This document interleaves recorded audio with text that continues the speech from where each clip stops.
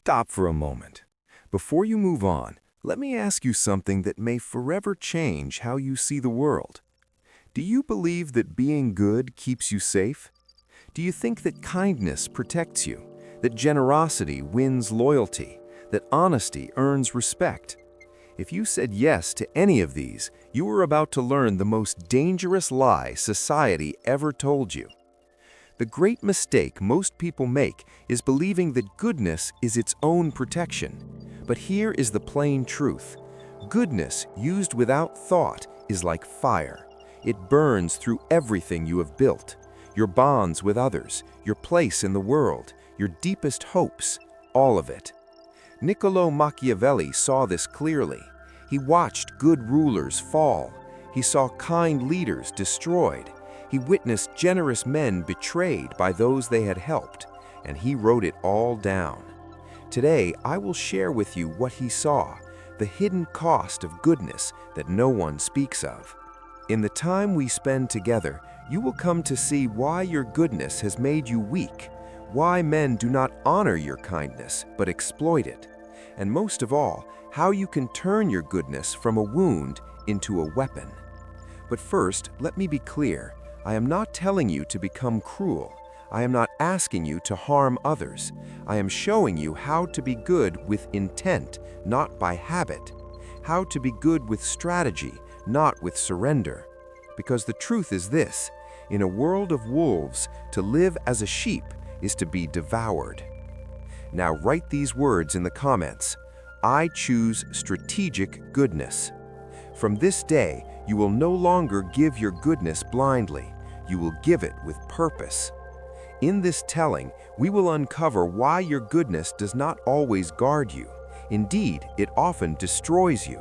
And we will see exactly how to remake it into a true source of power. Let us begin with the first truth. 1. Goodness as exposure. Think of the kindest person you know. Now ask yourself this: are they truly respected, or are they simply the one everyone calls when they need something? The hard truth is this: to be reliably kind is to make yourself vulnerable, not secure. When you are always gentle, men come to see you as predictable. They know you will not fight back. They know you will not refuse. They know they can press upon you because you are too mild to resist. You become the mat upon which others wipe their feet, the friend who always pays, the family member who always says yes, even when it costs you. Let me tell you of a man I observed. He was a good leader to his team. He always helped them, always covered for them, always put their needs before his own. And what came of it? Another man was raised above him. Why? Because gentlemen are not seen as rulers, they are seen as servants. Men do not honor your mildness, they press upon it.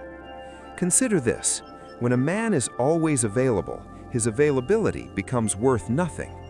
When a man never draws a line, his lines will always be crossed. When a man never shows his teeth, men come to believe he has none.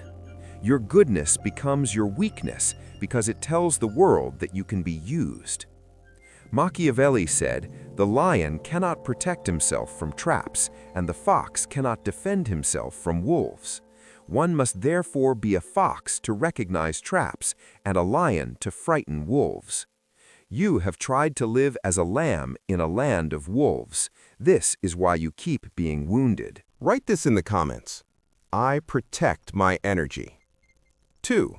The trap of giving. Here is a truth that may trouble you. The more you give to men, the less they value what you give. This seems backward, but hear me. Your generosity buys you brief applause. Men praise you. They speak well of you. They tell others of your goodness. For a time, this pleases you. But with time, something twists. Your giving breeds need, then expectation, then resentment.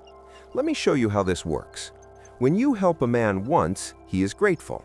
When you help him twice, he is still thankful. But when you have helped him 10 times, he begins to expect it. What was once exceptional becomes ordinary. What was once a gift becomes a debt owed to him. And if you ever stop giving, He will not remember the 9 times you said yes. He will remember only the 1 time you said no. Suddenly, you are the selfish one. You are the one who failed him.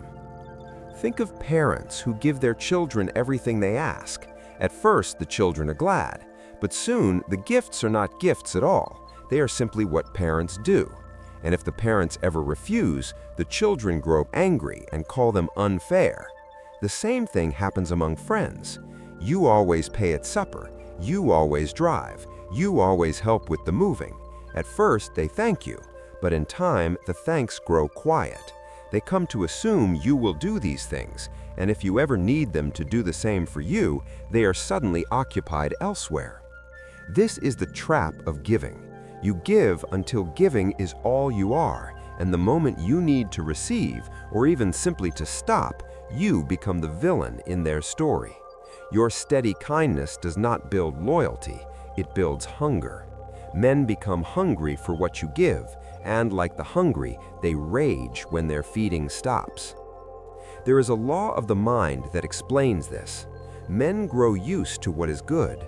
Quickly, the extraordinary becomes the ordinary. The gift becomes the due. So your repeated kindness loses its weight. It fades from sight because it is always there. But your single refusal stands out like a wound. That is what they hold in memory. That is what they speak of. That is how they judge you. This happens everywhere. At your work, if you always stay late, staying late is simply what you do. No one praises it, but leave once at the proper hour and you are suddenly not committed. In your close bonds, if you always yield, yielding is simply what you do, but hold your ground once and you are suddenly difficult. Machiavelli said, benefits ought to be conferred gradually, and in that way they will taste better. He knew what most never learn. What is rare is valued. What is common is cast aside. Write this in the comments. I give strategically. 3. The face of virtue. Here is a truth that may sit uneasily with you. Men live by what they see, not by what is hidden. They do not care if you are truly good. They care if you appear good. They do not weigh your heart, they weigh your image. So to hold power and keep respect, you must learn to wear the face of goodness while keeping your hand upon the reins. Look at those who have risen highest. Do you think they arrived there by being gentle with everyone, always? They did not. They arrived by knowing when, how, and to whom to show their kindness. They smile in public. They make hard choices in private. They show mercy when it serves. They show strength when it is needed. They know that the appearance of virtue often does more than virtue itself. This is not falseness. This is discernment. Think of the surgeon who must cut you to save you. Is the surgeon cruel? No. He does what must be done, even if it brings pain. True leaders know that to be truly good, you must sometimes seem harsh. To truly help a man, you must sometimes refuse him. To truly guard those under you, you must sometimes bear their anger. The face of virtue is not a mask to deceive. It is a sense of timing. It is knowing when to show your softness and when to show your steel. Most men do this backward. They show their weakness to their enemies and their hardness to their friends. Wise men do the opposite.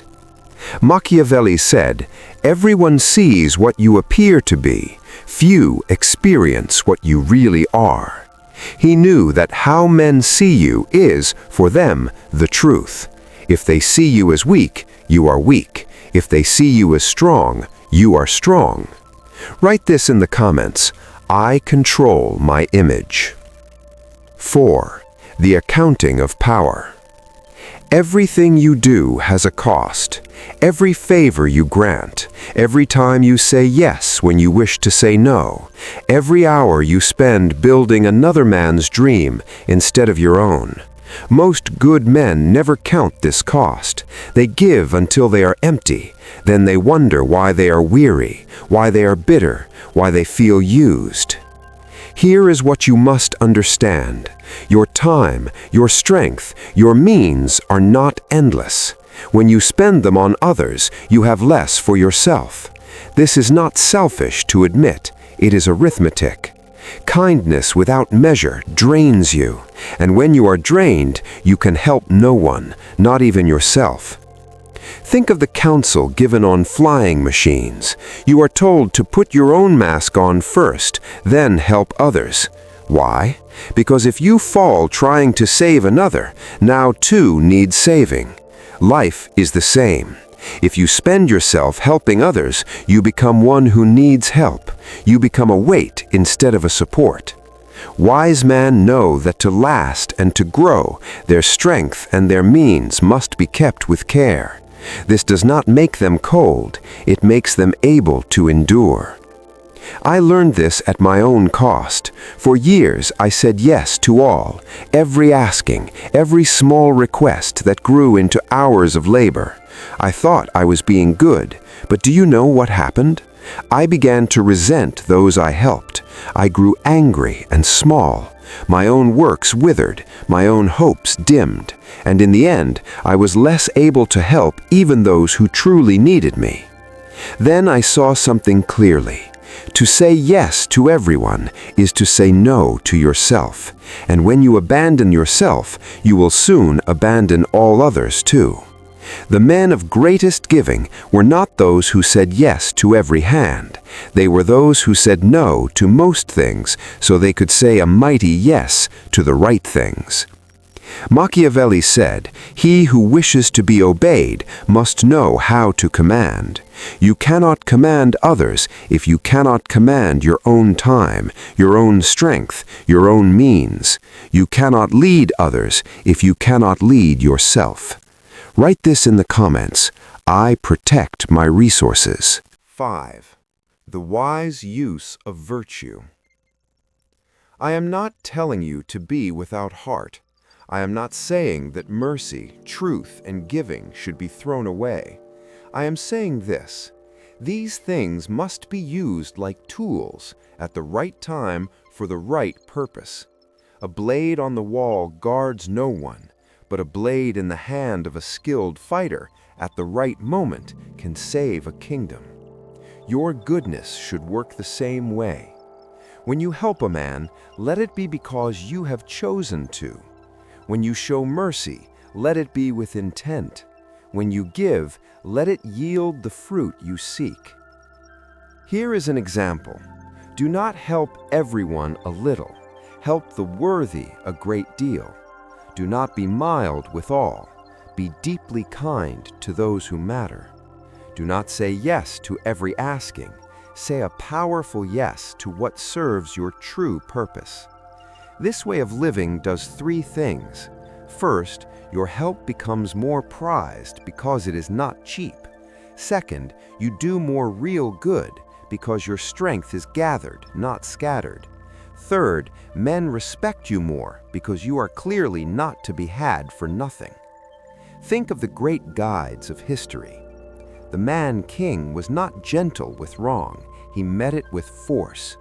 The woman Teresa did not help every soul on earth, she gave all her strength to the poorest.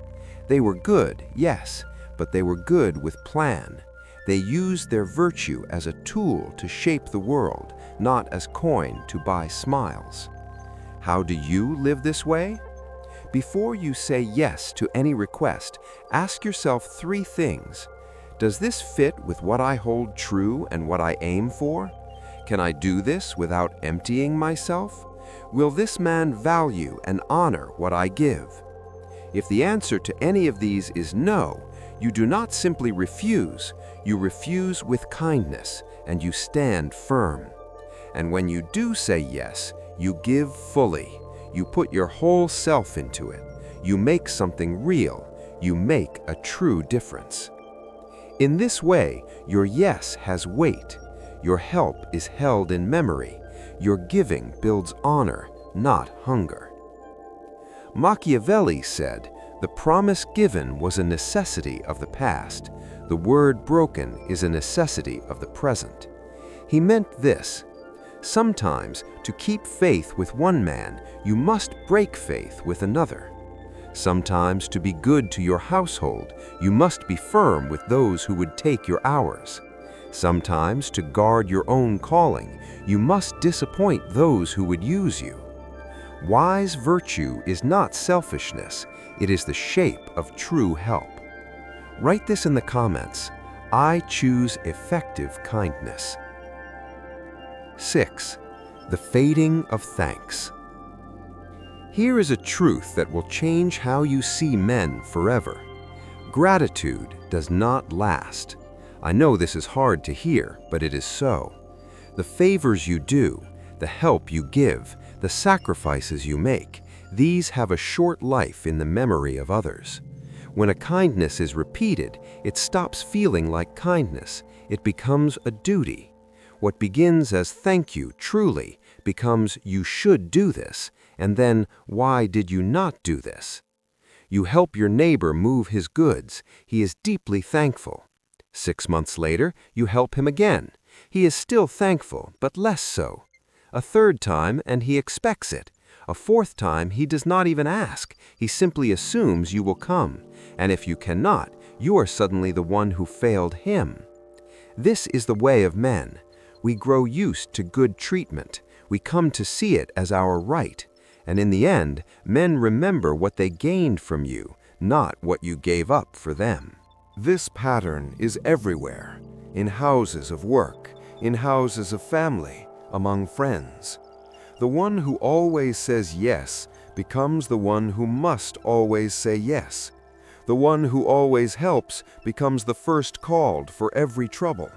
And when that one finally draws a line or says no, he is treated as though he has broken a sacred trust. The more steady your kindness, the less it is prized. The more open your hand, the less your giving is seen as a gift. The more you give without asking, the more men think your giving costs you nothing. This is the fading of thanks. We think that doing more good will make men more grateful, but it does not.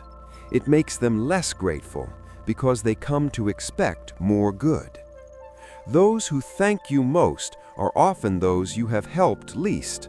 Those who use you most are often those you have helped most. This does not mean men are evil. It means men are men, and men shape their hopes by what they have known. To see this is not to stop being kind. It is to be kind with care. Set your bounds. Let your help sometimes be earned. Let men taste what it is when you are not there to lift their loads. Machiavelli said, "Men judge generally more by the eye than by the hand, for everyone can see and few can feel." Men see what you do now more clearly than they recall what you did before. Your past kindness fades. Your present deeds are all they judge. Write this in the comments. I create lasting impact. 7. What you do, not what you mean to do. The world weighs what you do, not what you meant to do. You may carry a heart of pure gold. Your hopes may be as bright as flame, but if your acts do not bear the fruit you seek, your heart and your hopes are as nothing. History does not hold those who meant well, it holds those who made well. Let me ask you this. Would you rather be known as a man who was very kind but left nothing behind, or a man who may have seemed stern but made the world better? Most choose the first, for it feels safer. But here is what they do not see. To be known only as kind is to be known not at all. There is a hard truth here. Sometimes, to be truly good, you must do what does not look good in the passing moment. Kindness at the surface brings easy comfort. Hard choices bring lasting good. The father who trains his son is not cruel. He is good, teaching what must be learned. The teacher who marks truly is not harsh. He is readying his students for what waits. The leader who holds firm is not unfeeling. He is strengthening those who follow. True goodness is not in how you look, it is in what you make. It is not in warm feelings, it is in true gain. This is where most good men lose their way. They seek to be liked, not to be effective. They choose calm over growth. They pick quiet over change. But the truth is this: if your goodness does not yield what you hope, you are not good enough. You are merely pleasing, and the pleasing man and the good man are not the same. The pleasing man flees from strife. The good man ends it. The pleasing man says what men wish to hear. The good man says what men need to hear. The pleasing man keeps all things as they are. The good man makes them better. The world is full of pleasing men who do nothing. What the world needs is good men who make things well.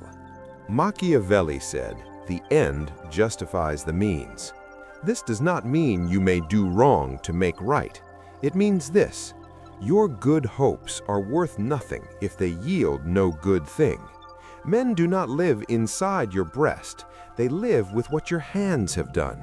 So hold this close. True goodness asks for courage. It asks that you care more for the fruit than for the flower. It asks that you stop asking, "Will they like me?" and begin asking, "Will this truly help?" In the end, men will not recall what you hoped.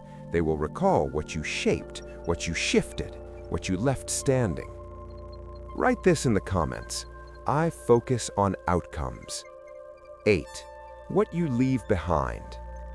Let us now speak of what truly counts, how you will be held in memory, what you will pass on to those who follow. History does not raise up those who were merely good. It raises up those who lasted, who endured, who turned their labor into something great. Think on this. Can you name 5 kindly souls from times past? Likely not. But you can name 5 who bent the world, even if they were not always easy to stand near. The man who made the small glass box that holds so much was not known for his warmth. He was driven, exacting, hard to bear, yet he shaped tools that changed the lives of all. I'm not saying you should be hard on men. I am saying that to be held in memory for making a difference is better than to be forgotten for being agreeable. Here is what most do not grasp about what we leave behind. You cannot leave a mark on the world if you do not stay in the world long enough to make one. And staying in this world, in your work, in your bonds, in your very life, asks for more than goodness. It asks for sight, for plan, and sometimes for firmness. The kindest souls cannot help anyone if they are crushed by those who use them. The most open hands cannot give if they have given all too soon. The truest tongues cannot speak if they are silenced by those who love falsehood. You must last first, then you may grow, then you may build what will outlive you. This means guarding yourself so you may guard others, building yourself so you may lift others, growing strong so you may steady the weak. This is not small care for self, it is care for the whole. It is not hardness, it is heed. It is not the leaving of goodness, it is the keeping of it, so it may truly serve. Look at those who make lasting change in the world. They are not men who bend to every wind. They are not men who need all to love them. They are not men who fear to say no, to hold a line, to make a choice that brings anger. They know that goodness is not shown in weakness. It is shown in having strength enough to choose goodness when it costs. Machiavelli said, "It is better to be feared than loved if you cannot be both." What he truly meant was this: regard is stronger than fondness. Weight is stronger than warmth. Fruit is stronger than feeling. You need not choose between being good and being strong. You can be both. You should be both. But if you must choose, choose strength first. For strength gives you the power to be good when it truly matters. Weakness, even with the best of hopes, only makes you pray. We have walked a long road together, But let me leave you with the one truth that holds all others. Goodness without plan is the deepest snare you can enter. It lays you open to those who would use you. It drinks your strength until you have none left to give. It breeds hopes you cannot meet, and in the end, it keeps you from the very good you meant to do. But goodness with plan becomes a tool for lasting and for sway. It becomes a way to make true change. It becomes the ground for a life and a name that truly hold weight. You now see the hidden cost of goodness given without thought. You see how giving can bind you, how thanks can fade, how good hopes without good fruit are empty. More than this, you see how to turn your goodness from a wound into a strength, how to be kind with aim, how to help with gain, how to make things that last. Before you leave this telling, you must choose. Will you keep being good in the old way, without heed, without bounds, until it has eaten all you have? Or will you begin being good in the new way, with plan, with weight, with power? This is the true question, the one that will shape all your days. Will you let your goodness weaken you, or will you master it and make it serve? The choice is yours. It has always been yours. Now you have the knowing to choose well. If this telling has opened your eyes, strike the mark that shows it. If you seek more truth that cuts against the common tale, bind yourself to this place and set the sign to wake you. And if you know one who needs to hear this, send this telling to them. Your goodness is not your failing. Used with plan, it is your greatest strength. Write this last seal in the comments. I master strategic goodness. Hold this. In a land of wolves, be not a sheep. Be the shepherd. Be the one who guards the flock, not with softness, but with sight, with plan, with strength. I thank you for your heed. I will speak to you again in the next telling.